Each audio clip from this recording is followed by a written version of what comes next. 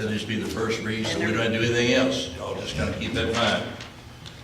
Okay, now, we've had a lot of terms in and so forth, and I'd like to present for a motion upon the recommendation of the Grant County Solid Waste Management District 109 Board to reappoint Amy Rowe to serve 4 years, Fred Scheffler to serve 4 years, and Kim Martin to serve 4 years. Their terms were up at the end of the year. I was going to try to wait and let Sheriff Dill's appointed, but they have to be done before the first of the year. So these 3 people, Amy Rowe, Fred Scheffler, and Kim Martin, I would like to have a motion to approve their reappointments. We need to do those separate, Steve, because they're different, they're different years. Dr. Shepherd's a different. Well, my bad then, I'm sorry. You know, I know, Judge, I know that, you know, they take office or leave office on January 1st. But since the new court coming in and it's going to deal with all these appointments, not just necessarily this 109 board, we've got a lot of appointments here tonight, and don't you think that, is there any way that we can put some of these off till the new court comes in? And, Yeah, you can make it retroactive, because we've missed them before. Well, oh, yeah. I was just told we had to do it, and, you know, I just felt like. Steve, I don't know this, but these people, and nothing against any of them, because I think they do a fine job, but are there, like, term limits? Are these people able to continue to serve, or? They've been on this board quite a while. And so what's the legality of that? I don't know, but I'll tell you, I can't think of anybody who's doing a better job than these people. Well, and that's what I'm saying, that's the part, like, are our hands tied to something? Well, I'm not nitpicking these people. I think Judge. they do a I'm good saying job. all of these I know, appointments. I know. Well, you need to have people that have some But if- knowledge But if it says their. of solid waste. ordinance need to be updated, that would allow them to. I know that Amy serve. Rowe is employed at Procter & Gamble. Senior toxicologist at Procter & Gamble. Chuck, do you want to wait? I don't care. I wanted to let you do, but if. No, and I'm not saying these people are bad, I'm just saying, like,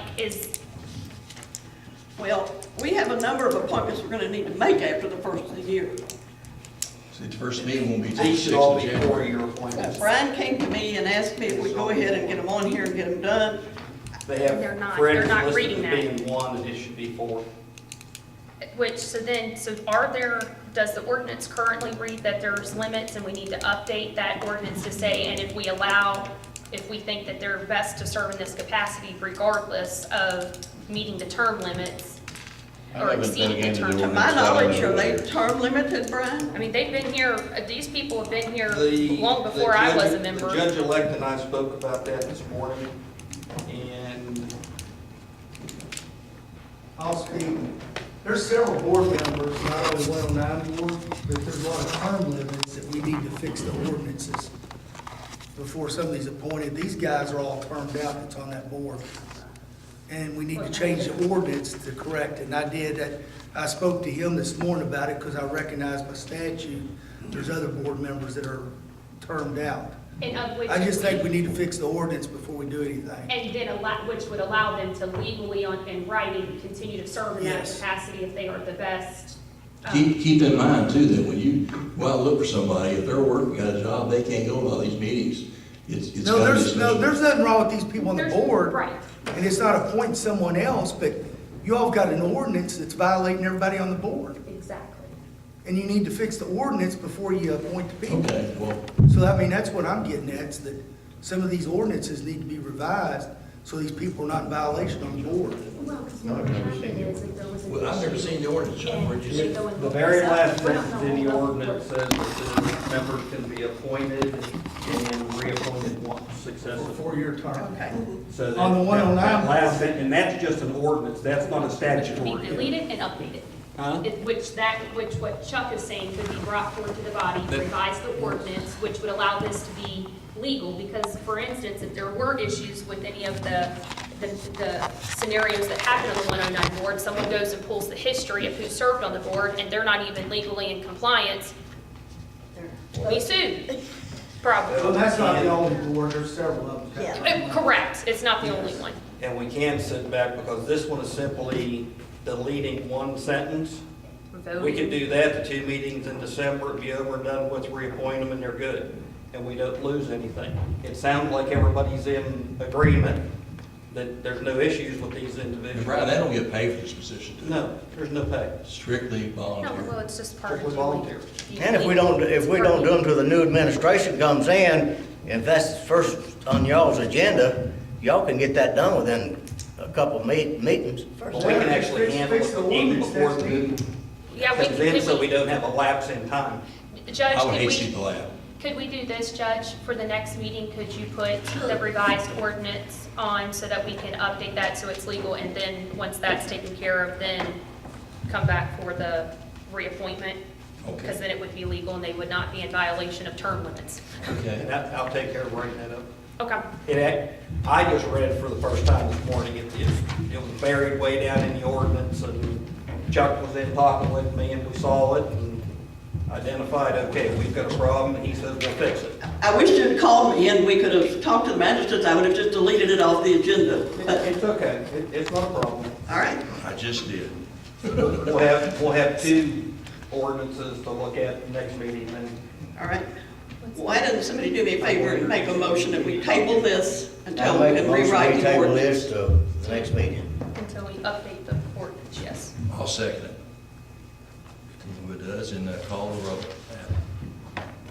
Magistrate Goldar, Yes. Magistrate At the Newman, table. Yes, Magistrate Riley, Yes. and Judge Wood. Yes. Okay, here's another, which we really need to do. Present for a motion to approve executive order number 2018-02, nominating Lucy Katie Clemens, Sandy Delaney, Phyllis Reed, and Corey Nightlinger to serve as local board of health members for Grant County Local Health Board. The terms will commence on January 1st, 2019, will expire on December 31st, 2020. And I know these are legal because we got a letter from the local board of health. Yeah. That sounds like, are these subjected to needing Yeah, I revised? was wondering what the difference between the executive order and the ordinance too. Yeah, that is true. She did send it to me. And I called them and they agreed. I was kind of shocked. I thought a couple wouldn't do it. We still have one more to contact, but we haven't heard back from him yet, Dr. Hughes. So I still need a motion. I make a motion to approve executive order number 20-02, nominating those people stated in item 13 to serve on the local board of health members for Grant County Local Health. Go ahead. Term commences January 1st, 2019, and will expire on December the 31st, 2020. shouldn't we go ahead and put Dr. Tweehue's name on here even? No, because he hasn't confirmed that he's willing to serve. He'll But do it, though. if he declines, are we gonna have to put someone else? Yes. Yes, we will. This is gonna be a hard board to fill. And go I ahead. second. Call the roll, Pat. Magistrate Goldar, Yes. Magistrate Newman, Yes. Magistrate Riley, Yes. and Judge Wood. Yes, motion carries. Okay, I was talking to Brian today, and he has something he wants to throw out at the court. And Brian, would you come up and do your thing, do your thing? In dealing with the solid waste industry, especially the landfilling side, there is a loophole Thank you. that the industry uses against host counties with landfills. And what they do is, on their state permit,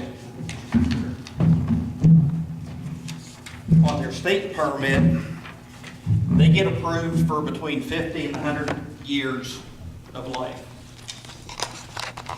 Where this causes a problem is when you get into negotiations with them on a host agreement, they sit back and they throw up the Constitution at you that you can only write a host agreement for 20 years. The problem with that is, in 20 years, when that host agreement expires, there is nothing to bring the landfill back to the table to negotiate a new one. I hear of this problem time and time again across the Commonwealth. Working with the cabinet, working with some other counties, and doing some research, I have found that the Commonwealth of Virginia, in their statutes, requires host agreements with the host communities. It's a state requirement. Kentucky does not have that requirement at this point in time. So what we have done is we have drafted an ordinance to cover our district, the Grant County Solid Waste Management District. And basically, that ordinance says that for a landfill to accept waste, they must have a valid host agreement in place. It closes the loopholes they've been using to beat the counties over the head with these host agreements. This host agreement you're talking about, it will start the day we sign it? There's no agreement now? Yes, there's an agreement in place now. It covers the end of life of this landfill as it's currently here. Up to when? The date? It's probably going to be a year to a year and a half from now. Anywhere from November to February of next year. I should say November of 19 to February of 20. Somewhere in that time span, this landfill will be full. Now, a lot depends on how they handle that situation, because there are requirements in the host agreement and in the collection contracts that they must still collect our waste and dispose of it, whether they dispose of it here or someplace else, through about 2032. So there's going to be a place for the waste to go, and they have to get it there. But it's just how they're going to get it there, it's up to them. Now, if they choose to start up, and that's why I'm actually putting this forth now, there's no request for an expansion in the books as it stands right now. So if we get this ordinance passed, the new host agreement that's entered into, if they want to expand the landfill, will be bound by this ordinance. But they don't have to, if we apply this ordinance, that gives them priority to pull out. They don't have to agree with this, right? If we approve this, They're going to have, this comes into play 10 or 20 years down the road, this ordinance. I guarantee you that this county is not going to approve the expansion of that landfill without a host agreement in place to last the first 10 to 20 years. That's guaranteed.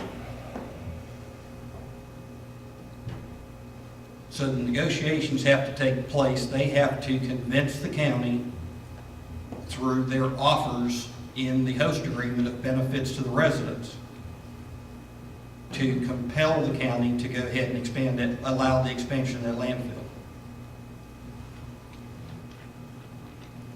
Now, the problem is if we wait until such time as we're already in negotiations for a host agreement before we do this ordinance, there's a chance that it could be legally challenged that it wasn't in effect for their host agreement. Yeah, you would lose your leverage.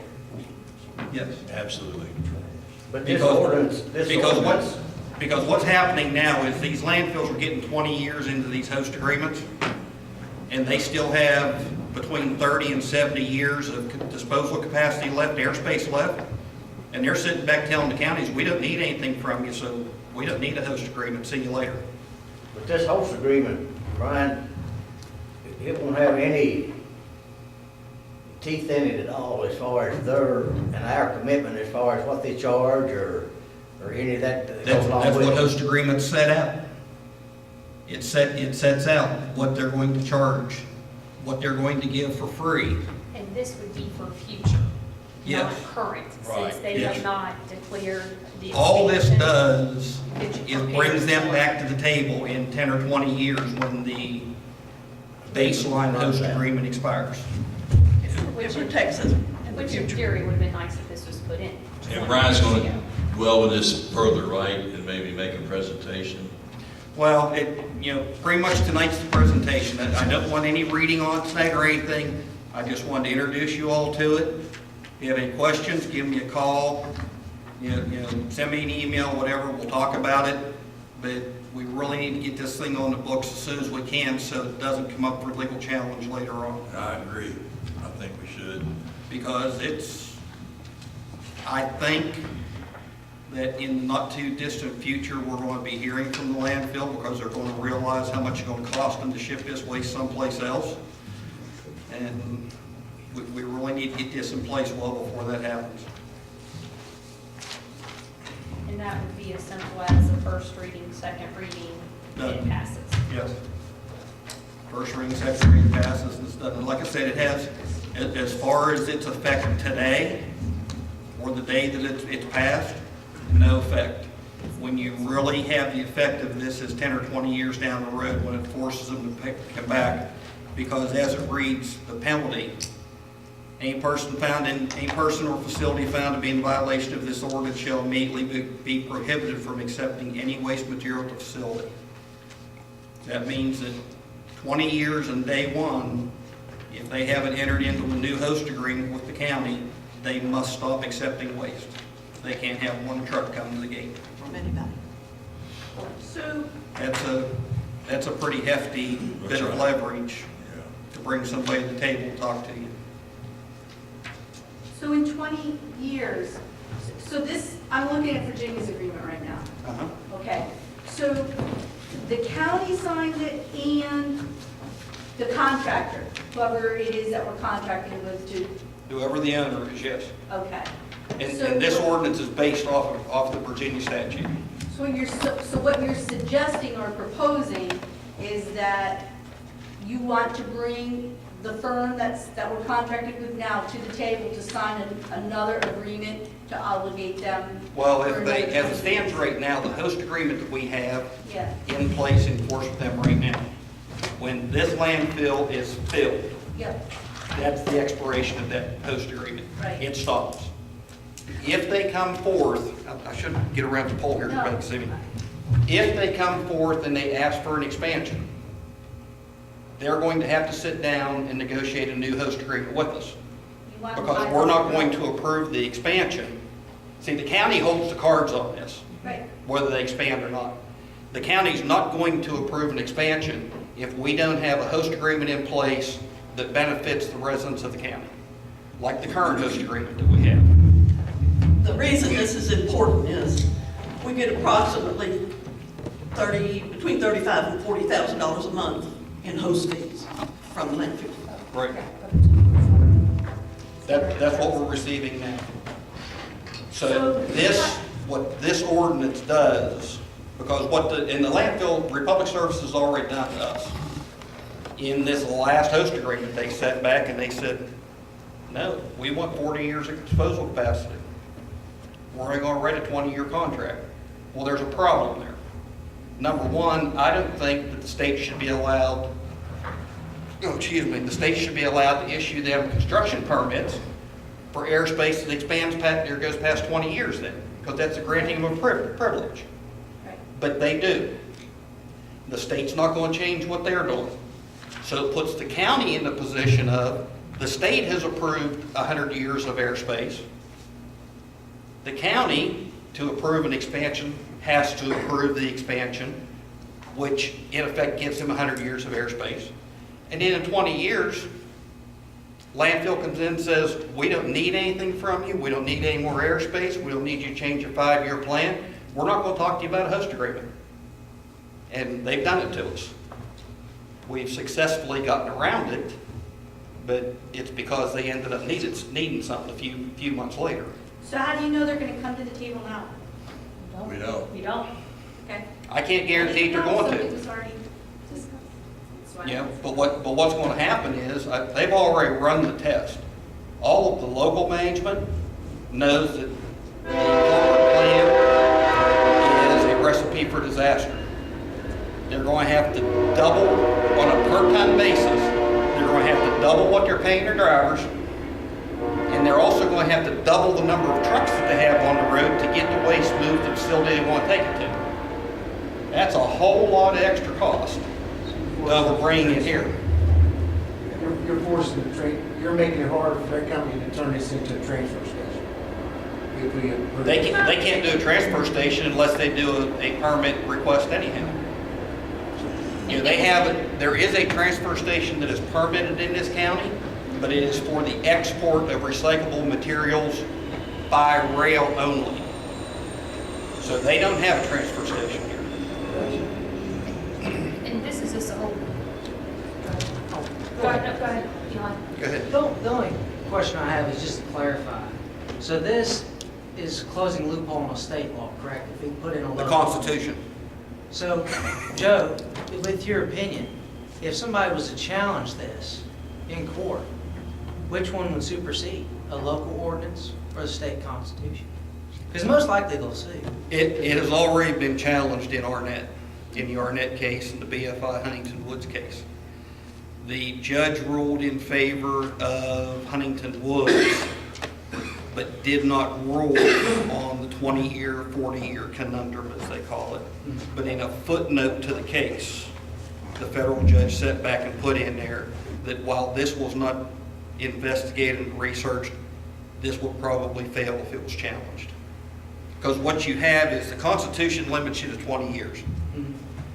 The KRSs allow solid waste management districts to contract with, quote unquote, any person for any number of years regarding solid waste management.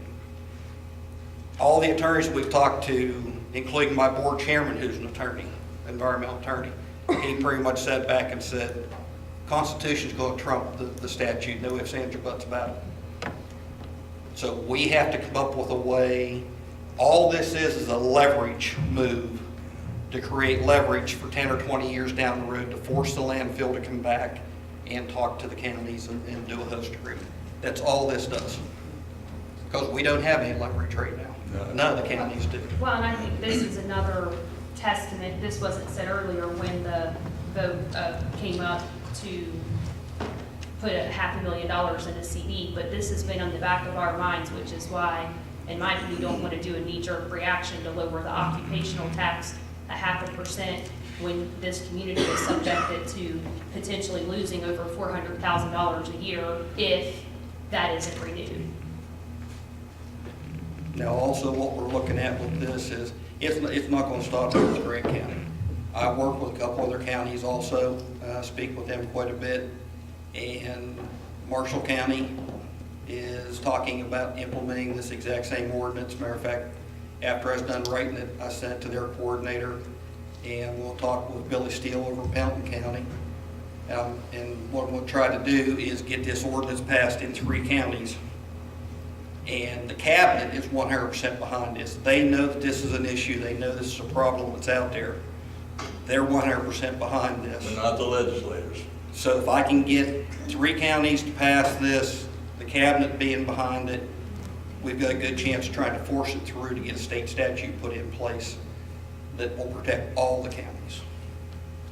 So a question for you. Did I hear you right where you said the landfill's gonna be full by January or November, whenever next year? It all depends on what they do, on what actions they take.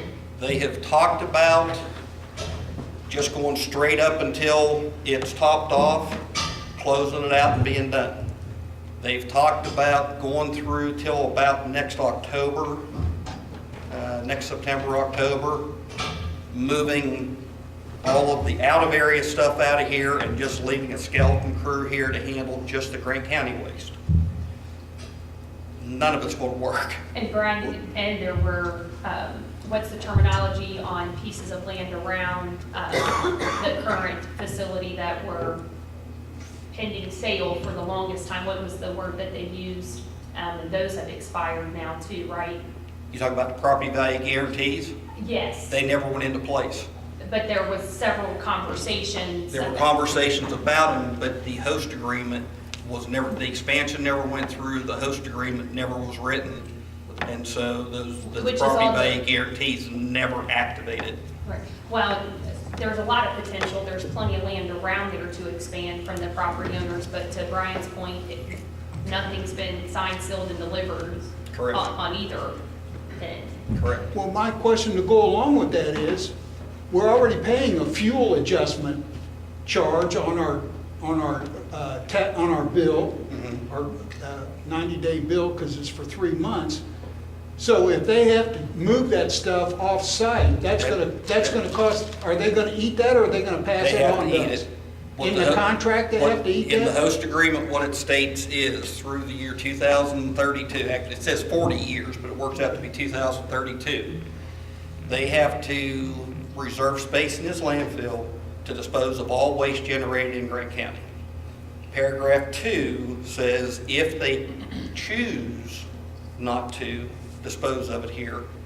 They have to transport it to another licensed permitted facility at their expense for any additional tipping charges or any additional transportation charges. So that's all covered. The curbside garbage collection is all covered. Yeah, they're locked into a contract through, I think, 22 or 23 for that. So, yeah, the landfill closing, it's going to have a revenue issue for the fiscal court, but as far as a hands-on getting rid of waste situation for the residents, there's not a whole lot going to change. Brian, I thought that was 2030. Hmm? I thought that went to 2030. Am I wrong? 2032 on the host agreement. Okay. And if all the extensions go through on the collection contract, I think it takes it to 2030, Okay. because there's two separate contracts there. Okay. Brian, any other questions for Brian? Brian, thanks for doing this. I think you're really looking for the future on this. Oh, you have to, and unfortunately in this business, the industry plans 40, 50 years out. We have to do the same thing. We have to be prepared to do that, so. Yeah, and again, as I said, this ordinance that we're talking about passing today doesn't do us anything. But somebody's going to thank us 10 or 20 years down the road that we put this ordinance in place when they can force the landfill to come back and negotiate. Won't be me, or it won't be a whole lot of us sitting in this room here, but somebody's going to thank us for doing this. Okay, thanks, Brian. I really appreciate it very much.